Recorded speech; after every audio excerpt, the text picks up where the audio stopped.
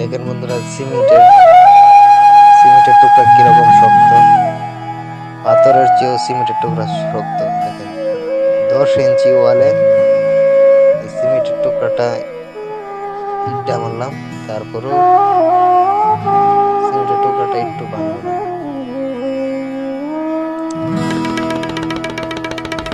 টিএলএমপি এর একটি প্রজেক্ট, রাজনীলাদির লেকের পাশে টিএলএমপি এর একটি প্রজেক্ট, ঢাকেরঘাট চুনাপাথর খনি মাধ্যমিক বিদ্যালয়।